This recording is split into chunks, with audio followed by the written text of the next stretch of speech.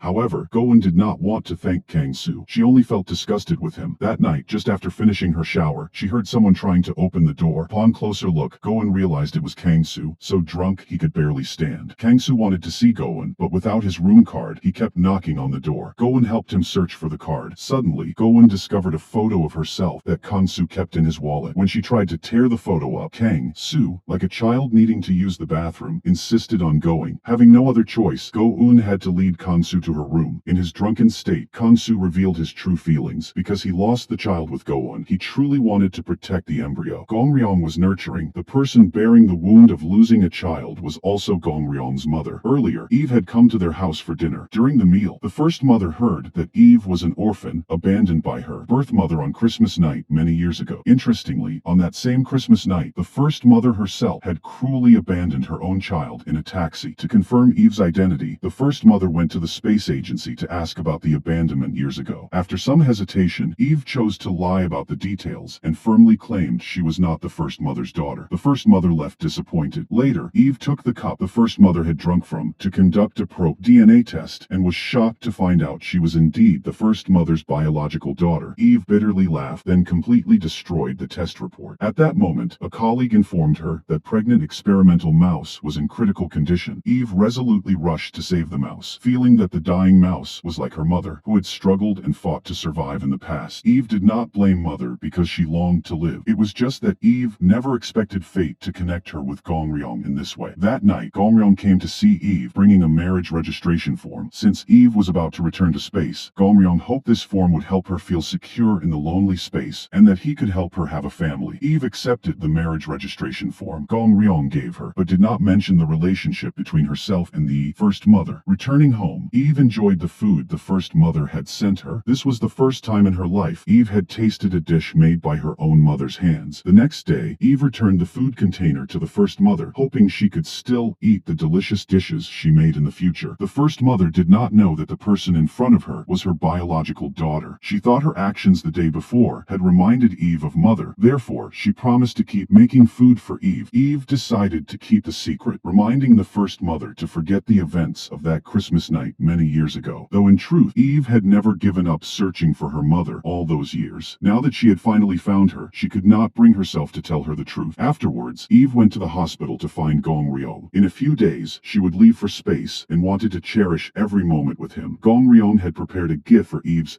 journey. Eve discovered it was a bottle of wine hidden inside a book. She would spend a year in space, and Gong Ryong hoped the wine would give her strength. In the dark, while eating dinner together, Eve asked Gong Ryong about the condition of the embryo about to be implanted. Gong Ryong still refused to answer, but Eve, full of curiosity, continued to ask him for specific details about the experiment. At that time, Gong Ryong didn't explain clearly, but from his tone, Eve guessed that 3 other astronauts had also helped him. Eventually, Eve didn't press further, choosing to pretend she didn't know out of selfishness for Gong Ryong. However, bad news soon arrived. 2 days ago, ground control had sent astronauts to space to repair the heavily damaged main cabin, where they found Gong Ryong's phone. After the phone was repaired, an unsent message shocked the International Space Agency. Gong Ryong honestly confessed his true purpose for going to space: to experiment with embryos to preserve the lineage of a tycoon family. Seeing the message, Techy felt worried. She suspected Eve knew about this, but did not report it to ground control. She also suspected that Eve and Gong Ryong had cooperated to bring the embryo back to Earth. If this were exposed, the Korean Space Agency would bear full responsibility. Dong-ah proposed first confiscating the embryo, then applying the appropriate punishment to Gong Ryong. Using the phone's location, the command center knew Gong Ryong was currently at the hospital. Techy decided they must control Gong Ryong before the matter leaked. The chairman was completely unaware of this. He arranged many guards to watch the hospital, hoping the embryo implantation surgery tonight would go perfectly. Meanwhile, at the command center, Techy both arranged personnel to the hospital and contacted Eve and the 3 other astronauts, ordering them to come to the command center immediately. Eve felt vague anxiety and tried to contact Gong Ryong, but unfortunately he did not answer. At the hospital, the chairman, worried about the surgery's progress, went alone to the operating room to check on it. Unexpectedly, at that moment, personnel from the command center arrived and demanded the chairman cooperate to halt the surgery. The chairman shouted and refused to comply. Minjung and Goen, witnessing the scene, hurriedly ran in to inform Gong Ryong. The operating room door couldn't be locked. Doma led people to rush in and seize the fertilized embryo. Gong Ryong tried to lie, but Doma would not accept it. Gong Ryong threatened everyone to back off by risking the safety of the fertilized embryo. Gong Ryong was taken away for violating space research ethics. At the ground command center, Doma kicked Gong Ryong. Gong Ryong took all responsibility upon himself to protect Eve. He lied, saying Eve knew nothing about his actions. Moreover, Gong Ryong repeatedly begged Doma to return the embryo to him. To Gong Ryong, it was an extremely precious life. If Doma was willing to return it, he was ready to accept any punishment. Techy also began questioning Eve about why she knew but didn't report it. Eve could not answer, but Techy guessed. Eve kept silent because of her feelings for Gong Ryong. Seeing Eve remain silent, Techy reminded her of the gravity of the situation. If Eve was involved, this would be the ultimate disgrace for the space agency. At that point, the Korean Space Agency would become a laughingstock worldwide. Many responsible people, including Techy, would be fired. Other member countries would take the opportunity to demand Korea conduct other banned experiments. Korea could be permanently banned from space exploration. Eve tried to justify Gong Ryong's actions, arguing that after all, he was nurturing life, not death. Techy became even more serious, saying the United Nations Space Agency would not be as naive as Eve. If the matter were exposed, Gong Ryong would not only face a huge fine, he could even lose his professional license and face criminal prosecution. Such a result was something Eve absolutely did not want to see. To handle the situation properly, Eve requested a private meeting with Gong Ryong. Gong Ryong was worried about Eve's safety and feared she might compromise with the higher-ups. Unexpectedly, his fear came true. To protect Gong Ryong and the other 3 astronauts involved, Eve decided to fulfill her duty as commander by destroying the embryo from the young. A legal experiment. For a moment, Gong Ryong was almost hopeless. There was a time and space when Eve, like Gong Ryong, had hope for the emergence of life. Gong Ryong kept knocking on the door, begging Eve not to do it. However, no one at the command center listened to him. After a series of procedures, the embryo was quickly destroyed. They brought the destroyed embryo to Eve to meet Gong Ryong, and she instructed him to lie to outsiders, saying the embryo was destroyed at the space station. Only by doing so could Gong Ryong face a lighter punishment. Seeing the sacrificed embryo, Gong Ryong was filled with despair. He believed Eve's action was selfishly calculated. The moment Eve destroyed the embryo was also the moment she killed him. When Gong Ryong blamed her, Eve did not defend herself. To protect Gong Ryong, she was willing to endure all the grievances alone. Knowing the embryo had been discovered, Go-un hurried to ask Kang-soo to save Gong Ryong, but Kang-soo was not in a rush to go to the command center. Instead, he went to the corporation's kitchen to urgently deal with related equipment. Kang-soo clearly explained to Go-un the pros and cons. If this matter leaked out, the chairman and the corporation would be completely ruined. In other words, Kang-soo decided to side with the command center. Later, Kang-soo collaborated with Techy to prepare a suitable statement. They decided to let Gong Ryong bear full responsibility alone and not investigate the corporation. That night, Gong Ryong brought the destroyed embryo before the chairman. The chairman angrily scolded Gong Ryong for his inefficiency. Go-un tried to comfort Gong Ryong and took him home, but Gong Ryong rejected her kindness. He frankly said that right now he was not worthy of Go-un sacrificing anything for him. After saying that, Gong Ryong drove away alone. To silence surrounding opinions, Techy ordered Eve to go to space to carry out the mission of repairing the space station. After this 3-month space trip, Eve's commander position would be revoked. Thus, Eve returned to space once again. 2 months passed, and the repair work on the space station was completed. At the same time on Earth, Gong Ryong was tried for harming the space program. The court finally revoked Gong Ryong's medical license and sentenced him to 2 years of probation. Moreover, the corporation annulled the engagement between Go-un and Gong Ryong. Go-un spoke out to defend Gong Ryong in an attempt to save the corporation. Gong Ryong was forced to become an unethical doctor in everyone's eyes. His whole life was almost ruined. The chairman, however, felt no regret. He had known for a long time about what Gong Ryong did in space with Eve. After the verdict, Gong Ryong was deeply disappointed and unable to recover. Every day he drowned his sorrows in alcohol. One evening, Kang-soo met Gong Ryong at the night market, wearing a victorious look. Kang-soo even wished Gong Ryong and Eve happiness. Hearing that, Gong Ryong immediately hit Kamsu. Kamsu was not heartless. He advised Gong Ryong to go to the US and retake his medical license. By then, Gong Ryong could still be with Eve abroad. Gong Ryong did not answer. He left without looking back. Currently, he is working as a helper at the Three Mothers restaurant. Every day, he remains silent and focuses only on doing small chores. One day, Min Jung arranged to meet Gong Ryong. She planned to go to the US and, feeling guilty, hoped Gong Ryong would accompany her to pursue further education. Gong Ryong shook his head and refused. At present, he is disheartened about being an